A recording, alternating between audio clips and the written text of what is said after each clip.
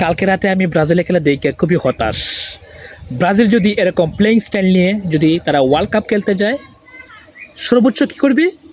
Group champion হবে, দেন quarter ফাইনালে যাবে, লাস্টে পক্কি মারা খাবে। এটা আপনি লিখে রাখেন, বুঝছো?